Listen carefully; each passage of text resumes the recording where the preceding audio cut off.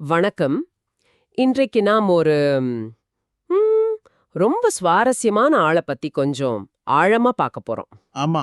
சிரித்து செல்லும் புத்தர் அப்படிங்கிற ஒரு மூலநூல் அடிப்படையில ஹோதே, அதாவது சிரிக்கும் புத்தர் பத்தியும், அப்புறம் ஆன்மீகத்துல சிரிப்புக்கு என்ன இடம் இருக்குன்றத பத்தியும் விரும்ப பேசலான்னு இருக்கோம். சரி. நம்ம கிட்ட இருக்கிற குறிப்புகள் பாத்தீங்கன்னா ஹோதே பத்தியும் ஜென் தத்துவம் பத்தியும் ஒரு நல்ல பார்வை கொடுக்குது. ஆமா. இந்த உரையாடலோட நோக்கம் என்னன்னா, நீங்க ஹோத்தையோட முக்கியத்துவத்தை புரிஞ்சுக்கணும்.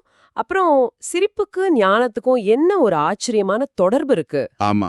அது முதல் பார்வையில சம்பந்தம் இல்லாத மாதிரி தான் தோணும். அதேதான்.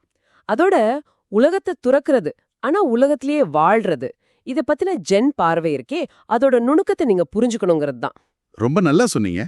சரி, அப்போ இந்த ஹோத்தே சிரிக்கும் புத்தர்னு சொல்றாங்களே, யார் இவரு? கொஞ்சம் சொல்லுங்களேன். இவர் டாங் வம்ச காலத்துல சீனால வாழ்ந்தவர். நல்ல குண்டான உருவம், எப்பவும் சிரிச்ச முகம். அதனாலதான் மகிழ்ச்சியான சீனன் இல்லனா சிரிக்கும் புத்தர்னு சொல்லியிருக்காங்க. ஓ, சரி சரி. குண்டான உருவம், சிரிச்ச முகம். ஆனா இதுல ஒரு முக்கியமான விஷயம் இருக்கு. அவர் தன்னை ஒரு ஜென் குருன்னு எப்பவுமே சொன்னதில்ல. அப்படியா? ஆமா. சீடர்களை சேர்க்கணும் அப்படின்ற எண்ணம் எல்லாம் அவர்கிட்ட இருந்ததே இல்ல. அது அவரோட வழியே இல்ல. ஒரு மாதிரி முறைசாரா ஞானின்னு வச்சுக்கோங்களேன். இதுவே கொஞ்சம் வித்தியாசமா இருக்கே. குருன்னு சொல்லிக்காம, சீடர் சேர்க்காம, அப்புறம் எப்படி போதிச்சாரு? அவர் வாழ்க்கை முறை எப்படி இருந்துச்சு? அது இன்னும் சுவாரஸ்யம். முதுகில ஒரு பெரிய மூட்டை, அதை சுமந்துகிட்டு தெருவுல அலையறவன் தான் அவரோட வழக்கம். பெரிய மூட்டையா? அதுல என்ன இருக்கும்? அந்த மூட்டைக்குள்ள பாத்தீங்கன்னா மிட்டாய், பழம், சில சமயம் டோனட்ஸ் கூட இருக்குமா. ஓஹோ, அவரை சுத்தி எப்பவும் குழந்தைங்க கூடிருவாங்க. குழந்தைங்கனா?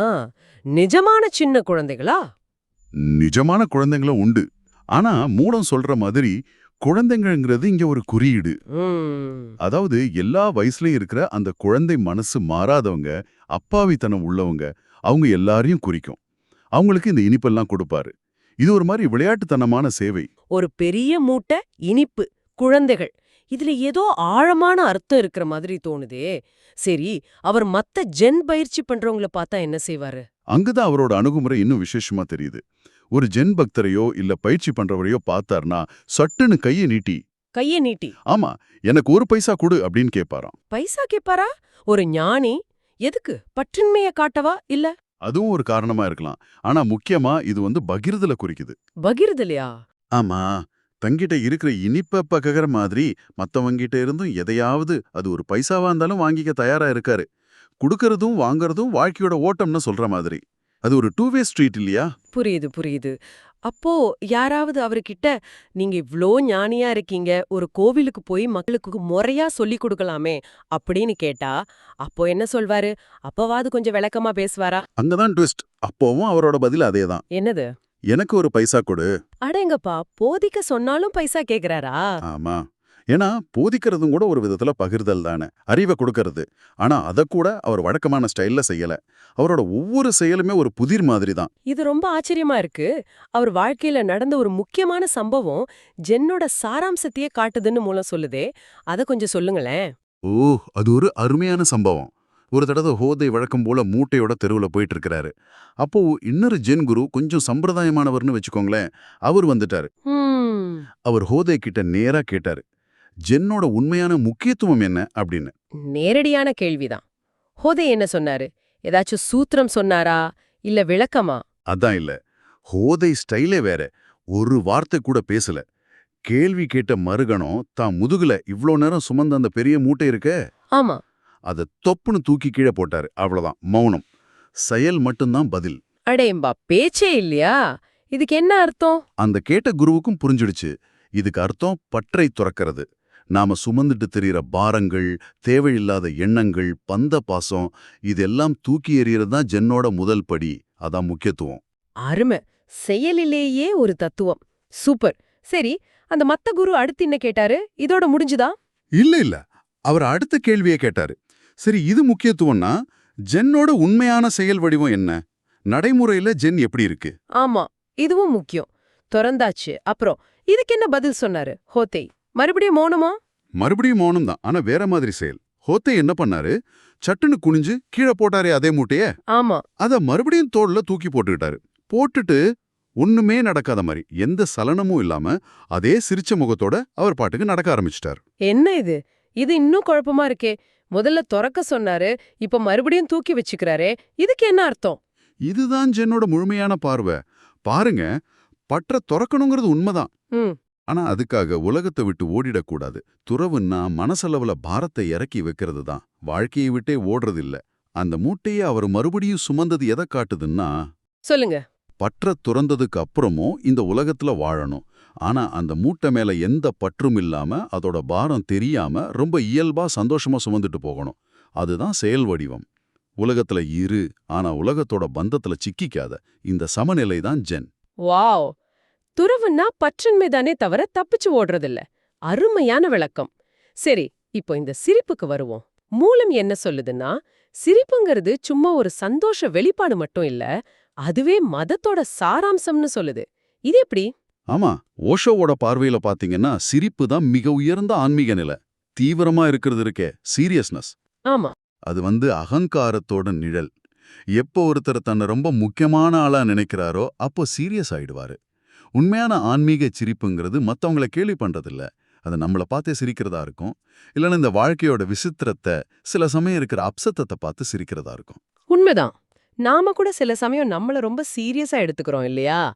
இந்த தீவிரம் எப்படி ஆன்மீகத்துக்கு தடையா இருக்கு? யோசிச்சு பாருங்க, ரொம்ப சீரியஸா இருக்கிற ஒருத்தரால எப்படி வாழ்க்கையை கொண்டாட முடியும்? அவரால் ஆட முடியுமா? கஷ்டம்தான். பாட முடியுமா? மனசு விட்டு சிரிக்க முடியுமா? முடியாது. மதம், ஆன்மீகம் இதெல்லாம் வாழ்க்கையோட கொண்டாட்டமா இருக்கணும். ஆனா எப்போ ஒருத்தன் வெறும் கோட்பாடுகளையும் வேதங்களையும், அது பைபிளா இருக்கலாம், குரானா இருக்கலாம், கீதையா இருக்கலாம், அதெல்லாம் வெறும் அறிவா பாரமா சுமக்க ஆரம்பிக்கிறாரோ அவர் ரொம்ப சீரியஸ் ஆயிடுறாரு. அவர் மதத்தை வாழ மறந்துடுறாரு. மதம்ங்கிறது படிச்சு தெரிஞ்சுக்கிறது மட்டும் இல்ல, அது ஜீரணமாகணும், நம்ம ரத்தத்துல கலக்கணும், நம்ம ஒவ்வொரு அசைவுலயும் அது தெரியணும். சும்மா மூளையில தேங்கி நிக்கிற விஷயமா இருக்கக்கூடாது. ஹோதே இந்த சிரிக்கும் ஆன்மீகத்துக்கு ஒரு சூப்பர் உதாரணமா இருந்திருக்கார் போல. அவர் ராத்திரி பகல்னு இல்லாம சிரிப்பாராம். தூக்கத்துல கூட வயிறு குலுங்குமா சிரிப்புல. மூலம் சொல்லுது. அதுதான் உண்மையான உள்ள இருந்து வர்ற சிரிப்பு. அது போலியானதோ இல்ல கட்டளைப்படுத்தப்பட்டதோ கிடையாது. இப்ப நம்ம ஆபீஸ்ல பாஸ் ஒரு மொக்க ஜோக் சொன்னா சிரிக்கணுமேனு சிரிக்கிறோமே, ஆமா ஆமா. அது மாதிரி இல்ல. இல்லனா முல்லா நஸ்ருதீன் கதையில வர்ற மாதிரி சுல்தான் திரும்பவும் அந்த ஜோக்க சொல்லிருவாரோன்னு பயந்து எல்லாரும் சிரிக்கும் போது நஸ்ருதீன் சிரிக்காம இருப்பார, அந்த மாதிரி கணக்கு போட்டு சிரிக்கிறதும் இல்ல. ஹோதையோட சிரிப்பு ஒரு குழந்தையோட சிரிப்பு மாதிரி. தூய்மையானது, கணக்கு பார்க்காதது, இதயத்தோட மையத்துல இருந்து வர்றது. மூளும் குழந்தைய பத்தி சொல்லும்போது, ஒரு குழந்தையோட முதல் சமூக வெளிப்பாடே சிரிப்பு இல்லனா புன்னகைதான் சொல்லுது. அது ஆரோக்கியம், புத்திசாலித்தனம், உயிர் இருக்குங்கிறதுக்கான அடையாளம்னு சொல்லுது. இதுவே நம்ம அடிப்படையான சமூக செயலா இருக்கணும்னு சொல்லுது. ரொம்ப சரியா சொன்னீங்க. சிரிப்பும் அழுகையும் ஒரு நாணயத்தோட ரெண்டு பக்கம் மாதிரி. ரெண்டுமே உண்மை. உணர்வுகளை இயல்பா வெளிப்படுத்துறதோட ஒரு பகுதி. ஒன்ன தடுத்தா இன்னொன்னு தடைப்படும். உள்ளுக்குள்ள உணர்வுகளை பூட்டி வச்சுட்டு சிரிக்கவும் முடியாம அழவும் முடியாம சீரியஸாவே இருக்கிறது, அது ஒரு விதத்துல உயிரில்லாத தன்மை மாதிரி. செத்தவங்க தான் எப்பவும் சீரியஸா எந்த சலனமும் இல்லாம இருப்பாங்க. உயிரோட இருக்கிறவங்க சிரிக்கவும் செய்வாங்க, தேவைப்பட்டா அழவும் செய்வாங்க. ரெண்டுமே ஆரோக்கியமான வெளிப்பாடு தான். ஹோத்தியோட அந்த குண்டான உருவத்தை பத்தி பேசும்போது அது கூட அவரோட சிரிப்போட சம்பந்தப்பட்டதுன்னு ஒரு குறிப்பு இருக்கு. இப்ப இருக்கிற மருத்துவ உலகம் கூட சிரிப்பு ஒரு நல்ல மருந்துன்னு சொல்லுது. ஆமா, நிச்சயமா. சிரிப்பு சிறந்த மருந்துங்கிறது சொன்னா பழமொழி இல்ல, மெடிக்கலாவும் அது உண்மை. அப்படியா? ஆமா, சிரிப்பு மன அழுத்தத்தை குறைக்குது, நோய் எதிர்ப்பு சக்தி அதிகரிக்குது, வலிய குறைக்குது, நோயிலிருந்து சீக்கிரம் வெளியே வர உதவுது. சிரிக்க மறந்து போனவங்க பார்க்க ஆரோக்கியமா தெரிஞ்சாலும் ஏதோ ஒரு விதத்துல அவங்க ஒரு நோயுற்ற நிலையில தான் இருக்காங்க. ஒரு இறுக்கம் அவங்கள புடிச்சுக்கும். சிரிப்புங்கிறது உள்ள இருக்கிற தேங்கிய ஆற்றலை ரிலீஸ் பண்ணி அதை மேல கொண்டு வருது. அப்போ சிரிக்கிறதுங்கிறது ஒரு வகையான தியானம்னு சொல்லலாமா? அது எப்படிங்க? கரெக்டா கேட்டீங்க. அது ஒரு தியான நிலை தான். நீங்க உண்மையா உங்களை மறந்து வாய்விட்டு சிரிக்கும்போது அந்த கொஞ்ச நேரத்துக்கு உங்க மனசு முழுசா நின்னுடும். எண்ணங்களே இருக்காதா? இருக்காது. இதுதான் நோ மைண்ட் ஸ்டேட்னு சொல்றது. இத டான்ஸோட ஒப்பிடலாம். நீங்க மியூசிக்ல முழுசா கரைஞ்சு உங்களை மறந்து ஆடும்போது அங்க நான் ஆடுறேங்கிற எண்ணம் மறைஞ்சு ஆட்டம் மட்டும்தான் இருக்கும். மனசு நின்னுடும். அதே மாதிரி தான் இதயபூர்வமான சிரிப்போம். அந்த கணத்துல நீங்க மட்டும்தான் இருக்கீங்க, உங்க மனசு இல்ல. இது மத்த தியான முறைகள்ல இருந்து எப்படி வித்தியாசப்படுது? உதாரணத்துக்கு மந்திரங்களை திரும்ப திரும்ப சொல்ற தியானம் இருக்குல்ல, டிஎம் மாதிரி. சில தியான முறைகள் குறிப்பா ஒரே மாதிரி மந்திரத்தை உச்சரிக்கிறது மனசை அமைதிப்படுத்த உதவும். ஆனா அங்க ஒரு சின்ன ஆபத்து இருக்கு. என்னது? மனசு அமைதியாகி சிந்தனை ஓயும் போது நம்ம சுலபமா தூக்க நிலைக்கு போயிட வாய்ப்பு அதிகம். அதன் மூலம் சுஷுப்தின்னு சொல்லுது. அதாவது ஆழ்ந்த கனவில்லாத தூக்கம். ஏன்னா தூக்கங்கிறது நமக்கு ரொம்ப பழக்கமான ஒரு சிந்தனையற்ற நிலை. சரி. ஆனா சிரிப்பு அப்படி இல்ல. அது உங்களை விழிப்பா வச்சிருக்கும். சிரிச்சுட்டே தூங்கிட முடியுமா? முடியாதுதான். சிரிப்பு உங்களை விழிப்புணர்வோட இருக்கிற ஒரு மனமற்ற நிலையில, அதாவது சமாதி இல்லனா செட்டோரின்னு சொல்றோமே, அந்த மாதிரி ஒரு உயர்நிலையில வச்சிருக்க உதவும். அது விழிப்புணர்வுள்ள தியானம். ஆஹா, இது ஒரு புது கோணம். சில ஜென் மடங்கள்ல காலையில எந்திரிச்ச உடனேயும் ராத்திரி தூங்க போறதுக்கு முன்னாடியும் எல்லாரும் ஒன்னா சேர்ந்து சிரிக்கிறத ஒரு பயிற்சியாவே வச்சிருக்காங்களாம். மூலம் சொல்லுது. இது கேக்குறதுக்கு கொஞ்சம் விசித்திரமா இல்ல, பைத்தியக்காரத்தனம் மாதிரி கூட தோணலாம். தோணலாம், கண்டிப்பா தோணலாம். ஆனா மூலம் இது செஞ்சு பார்க்க சொல்லுது. அப்படியா? ஒரு 10-15 நிமிஷம் காலையில எந்திரிச்சதும் காரணமே இல்லாம சும்மா சிரிக்க முயற்சி பண்றது. முதல்ல செயற்கையா இருக்கலாம், ஆனா போக போக அதுவே உண்மையான சிரிப்புக்கு கொண்டு போகும். சிரிப்புங்கிறது ஒரு தொற்று நோய் மாதிரி. ஆமா. ஒருத்தர் சிரிக்க ஆரம்பிச்சா மத்தவங்களுக்கும் சிரிப்பு வரும். நீங்க தனியா சிரிச்சாலும் உங்க உடம்பும் மனசும் லேசாகும். இப்படி சிரிப்போட நாள ஆரம்பிக்கிறது நாள் முழுக்க ஒரு பாசிட்டிவ் மனநிலையை உருவாக்க உதவும். யோசிச்சு பாருங்க, காலையில எந்திரிச்சதும் அன்னைக்கு என்ன பிரச்சனை என்ன குறைன்னு யோசிச்சு சோர்வா நாள ஆரம்பிக்கிறதுக்கும் இதுக்கும் எவ்வளவு வித்தியாசம். நம்ம அன்றாட வாழ்க்கையில நடக்கிற சின்ன சின்ன அபத்தமான விஷயங்களை பார்த்து சிரிக்கிறதோட இதை இணைக்கலாமா? சில சமயம் நாமளே பண்ற முட்டாள்தனத்தை நினைச்சு சிரிப்போம்ல. மிக சரியா இணைக்கலாம். நம்மளோட எதிர்பார்ப்புகள், நம்ம திட்டங்கள், வாழ்க்கையோட திருப்பங்களில இருக்கிற அபத்தத்தை, அந்த நாடகத்தன்மையை பார்க்க கத்துக்கிட்டா நம்மால சிரிக்க முடியும். ஹோத்தே மாதிரி வாழ்க்கையோட பாரங்களை தூக்கிக்கிட்டே, ஆனா அது மேல பற்று இல்லாம ஒரு விளையாட்டு மாதிரி அதை அணுக முடியும்.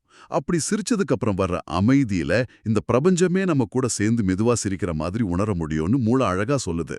சிரிக்கும் புத்தர், இந்த பேர்லயே ஒரு முரண்பாடு இருக்கிற மாதிரி தோணுது. புத்தர்னாலே அமைதி, தியானம், ஒரு சீரியஸ்னஸ், அப்படி ஒரு பிம்பம் இருக்கே. அது ஒரு பொதுவான பிம்பம் தான். அதுக்கு காரணம் ஒருவேளை குறிப்பா புத்தர் பிறந்த இந்திய துணைக்கண்டத்துல மதத்தை ரொம்ப தீவிரமா அணுகிற ஒரு பழக்கம் இருந்திருக்கலாம். இது கூட பௌத்தம் அது பிறந்த இடத்திலேயே பெருசா பரவாம போனதுக்கு ஒரு காரணமா இருக்கலாம் போல ஒரு கருத்தை சொல்லுது. புத்தர் உண்மையிலே ரொம்ப எளிமையானவர், ஆழமான அமைதி கொண்டவர், இருப்பை உணர்ந்தவர். ஆனா அவர் ஒரு பண்டிதர் இல்ல, கோட்பாடுகளை அடிக்கிட்டே இருக்கிறவர் இல்ல. ஆனா அவரை ஃபாலோ பண்ண பண்டிதர்கள், அறிஞர்கள் அவரை சுத்தி ஒரு சீரியஸான கோட்பாட்டு கட்டமைப்பை உருவாக்கிட்டாங்க. ஹோதை அந்த உண்மையான இயல்பான சிரிக்கும் புத்தர் தன்மையோட வெளிப்பாடு. உண்மையான சீடர். அவரு கோட்பாடுகளை சுமக்கல, ஞானத்தை வாழ்ந்தாரு. அறிஞர்கள் எப்படி உயிருள்ள உண்மைய உயிரில்லாத கோட்பாடா மாத்திடுறாங்கன்னு ஒரு குட்டி கதை சொல்லுது. ஆமா, அது ஒரு நையாண்டியான கதை. ஒரு ஞானி உலகத்துல வந்துட்டாருன்னு நியூஸ் கேட்டதும் பிசாசோட சீடர்கள்லாம் பதறிப்போய் ஓடி வராங்க. சரி. தலைவரே, நாம உடனே போய் அந்த உண்மை பரவறதுக்குள்ள அதை அழிச்சிடணும்னு சொல்றாங்க. ஆனா பிசாசு ரொம்ப அமைதியா சிரிச்சுக்கிட்டே, கவலைப்படாதீங்க பசங்களா, அறிஞர்கள் ஏற்கனவே அங்க கிளம்பிட்டாங்க. அப்படியா? அவங்க அந்த உண்மையை எடுத்து அதுக்கு அழகான வார்த்தையில விளக்கு எழுதி பெரிய புக்கா போட்டு கோவில்ல வச்சு பூட்டிடுவாங்க. உயிருள்ள உண்மை செத்துடும். அவங்க நம்ம வேலையை சூப்பரா செஞ்சிடுவாங்க அப்படின்னு சொன்னானா. பைபிளுக்குள்ள வச்ச காஞ்ச ரோஜா மாதிரிதான். உயிருள்ள அனுபவம் கோட்பாடா மாறும்போது செத்து போயிடுது. ஹோதை இந்த வளையில சிக்கல. அப்போ ஹோதை குழந்தைகளுக்கு பொம்மை மிட்டாயெல்லாம் கொடுத்தாரே, அதுக்கு என்ன குறியீட்டு அர்த்தம்? சும்மா கருணை மட்டும்தானா? அது கருணைதான், மறுக்கல. ஆனா அதுக்கும் ஆழமான அர்த்தம் இருக்கு. இந்த உலகம், இந்த வாழ்க்கைங்கிறதே ஒரு விளையாட்டு பொருள் மாதிரி, ஒரு இனிப்பு மிட்டாய் மாதிரி தான்.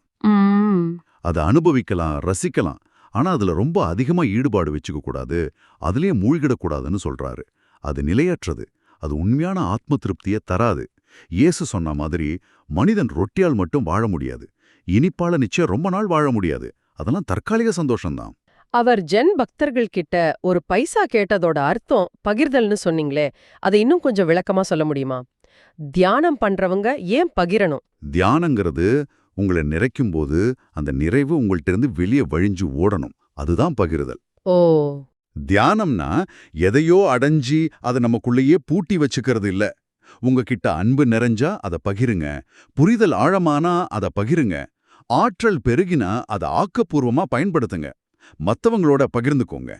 கொடுக்கறதுல ஒரு பெரிய சந்தோஷம் இருக்கு, வாங்கறத விட கொடுக்கறது ஆழமானது. இது ரவீந்திரநாத் தாகூரோட ஒரு கவிதையை ஞாபகப்படுத்துது. ஒரு பிச்சைக்காரன் வாசல்ல காத்துட்டு இருக்கான். ஆமா ஆமா, அந்த அரசர் கதை தானே? அதேதான். அரசர் தங்க ரதத்துல வர்றாரு. பிச்சைக்காரன் நினைக்கிறான் அரசர் அள்ளி கொடுப்பாருன்னு. ஆனா அரசரோ ரதத்தை நிறுத்தி கீழே இறங்கி வந்து பிச்சைக்காரன் கிட்ட கைய நீட்டி என்கிட்ட உனக்கு கொடுக்க என்ன இருக்குன்னு கேக்குறாரு. ஆமா தெரியும். பிச்சைக்காரனுக்கு ஷாக்கு, குழப்பம், தயங்கி தயங்கி தங்கிட்ட இருந்த கொஞ்ச தானியத்துல இருந்து ஒரே ஒரு கோதுமை மணி எடுத்து அரசர் கையில போடுறான். அரசர் சிரிச்சுட்டே போயிடுறாரு. அன்னைக்கு சாயங்காலம் அவன் பிச்சை பாத்திரத்தை கொட்டி பார்க்கும்போது அந்த தானியத்துக்கு நடுவுல பளபளன்னு ஒரு சின்ன தங்க மணி கிடக்குது. அப்பதான் அவன் தலையில அடிச்சுட்டு அழுறான். ஐயோ, எங்கிட்ட இருந்த எல்லாத்தையும் கொடுத்திருந்தா எவ்ளோ தங்கம் கிடைச்சிருக்கும் அப்படின்னு. இந்த கதையோட பாடம் என்ன? பாடம் இதுதான். நீங்க எதை கொடுக்கறீங்களோ அது தங்கமா மாறுது. நீங்க எதை பதுக்கி வைக்கிறீங்களோ அது தூசியா போகுது. உண்மையிலே நீங்க எதை கொடுத்தீங்களோ அது மட்டும்தான் எப்பவுமே உங்களுக்கு சொந்தமா இருக்கும். ஆமா. மரணம் ஒரு நாள் வரும்போது நாம சேர்த்து வச்ச எதையும் கொண்டு போக போறதில்ல. அது நம்மகிட்ட பர்மிஷன் கேட்காது, கெஞ்சாது, அது புடுங்கிட்டு போயிடும். அப்போ மரணம் வர்றதுக்கு முன்னாடி நாம பகிர ஆரம்பிச்சிடணும்னு சொல்றீங்களா? ஆமா, அதுதான் புத்திசாலித்தனம். உங்ககிட்ட என்ன இருக்கோ அதை பகிருங்க. நல்லா பாட தெரியுமா? மத்தவங்களுக்காக பாடுங்க. வரைய தெரியுமா? உங்க ஓவியங்களை காட்டுங்க. ஒரு நல்ல வார்த்தை சொல்ல தெரியுமா? தாராளமா சொல்லுங்க. உங்க அன்ப, கருணைய பகிருங்க. எல்லார்கிட்டையும் பகிர்ந்துக்க ஏதாவது ஒண்ணு நிச்சயம் இருக்கும். முல்லா நஸ்ருதீன் ஒரு தடவை ஆத்துல மூழ்கிட்டு இருந்தப்ப, ஓ, அந்த கதையா? ஆமா, ஒருத்தர் நஸ்ருதீன் உன் கைய குடுன்னு கத்துனப்ப அவர் கைய நீட்டவே இல்லையாம். ஏன்னா குடுங்கிற வார்த்தை அவருக்கு பிடிக்காதான். ஹஹா. அப்புறம் இன்னொருத்தர் நஸ்ருதீன் என் கைய புடிச்சுக்கோன்னதும் சட்டுன்னு புடிச்சாராம். அப்படியே வாங்குறதுல மட்டும் குறியா இல்லாம குடுக்கறதுல இருக்கிற சந்தோஷத்தை நாம உணரணும். பகிர்தல்ல தான் உண்மையான செல்வம் இருக்கு. ஆக மொத்தத்துல ஹோதேயோட வாழ்க்கை செய்தி ரொம்ப ஆழமானது, ஆனா அதே சமயம் ரொம்ப எளிமையானது. சுருக்கமா சொன்னா ஹோத்தே நமக்கு சொல்றது இதுதான். பற்ற விட்டுடுங்க, ஆனா உலகத்தை விட்டு ஓடாதீங்க. இந்த உலகத்திலேயே வாழுங்க, ஆனா அது மேல பற்று இல்லாம சந்தோஷமா சிரிப்போட வாழுங்க. உங்ககிட்ட இருக்கிறத, அது பொருளா இருக்கலாம், திறமையா இருக்கலாம், அன்பா இருக்கலாம், தாராளமா பகிர்ந்துக்குங்க. அருமை. இப்போ இந்த உரையாடலோட இறுதியில உங்களுக்காக ஒரு சிந்தனை. ஹோத்தே பற்றின்மையோட அடையாளமா தம் மூட்டைய கீழே போட்டாரு. அப்புறம் அதே மூட்டைய பற்றில்லாம இயல்பா சுமந்துட்டு ஒரு பாட்டுக்கு போனார் இல்லையா? ஆமா. நீங்க உங்க அன்றாட வாழ்க்கையில சுமக்க வேண்டிய மூட்டைகள் இருக்குமே, உங்க பொறுப்புகள், உறவுகள், வேலைகள், உங்க உடைமைகள், சமூகத்துல நீங்க இருக்கிற ரோல்ஸ், இது எல்லாத்தையும் அதே மாதிரி பற்று இல்லாம உள்ளுக்குள்ள எப்பவும் கேட்கிற ஒரு மெல்லிய சிரிப்போட எப்படி சுமக்க முடியும்? ரொம்ப சாதாரணமா தெரியுற விஷயங்களுக்கு கூட அந்த தெய்வீக தன்மைய, அந்த புனிதத்தை கண்டுபிடிக்க முடியுமா? இத பத்தி கொஞ்சம் யோசிச்சு பாருங்க.